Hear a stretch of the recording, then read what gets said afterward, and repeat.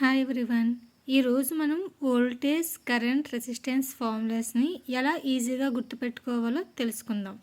ఇప్పుడు మనం ఒక ట్రయాంగిల్లో విఐఆర్ అని మనం నోట్ చేసుకొని, ఇప్పుడు మనకి కరెంట్ ఫార్ములా కావాలనుకోండి, ఐని క్లోజ్ చేసుకుందాం. ఇప్పుడు ఐ ఈక్వల్స్ టు అవుతుంది V/R, అంటే కరెంట్ ఫార్ములా ఏంటి? I equals to voltage by resistance. మనం ఇక్కడ కరెంట్ని ఐతో డినోట్ చేస్తాం, వోల్టేజ్ని వీతో డినోట్ చేస్తాం, రెసిస్టెన్స్ని ఆర్తో డినోట్ చేస్తాం. కాబట్టి ఇక్కడ మనకి ఐ కరెంట్ ఫార్ములాని అడిగారు అనుకోండి, I equals to voltage by resistance. ఇప్పుడు మనకి వోల్టేజ్ ఫార్ములా అడిగారు, అప్పుడు మనం ఏం చేయాలి? వీని క్లోజ్ చేసుకుంటే అప్పుడు మనకి మిగిలింది ఏంటి? ఐఆర్, అంటే కరెంట్ ఇంటూ రెసిస్టెన్స్. అప్పుడు మనకి వోల్టేజ్ ఫార్ములా ఏంటవుతుంది? V equals to IR. ఇప్పుడు మనకి రెసిస్టెన్స్ ఫార్ములా కావాలి. సో ఇప్పుడు మనం ఏం చేయాలి? ఆర్ని క్లోజ్ చేసుకోవాలి. అప్పుడు మనకి రిమైనింగ్ ఏంటి ఉంది? V/I, అంటే రెసిస్టెన్స్ ఫార్ములా ఏంటి? Voltage by current.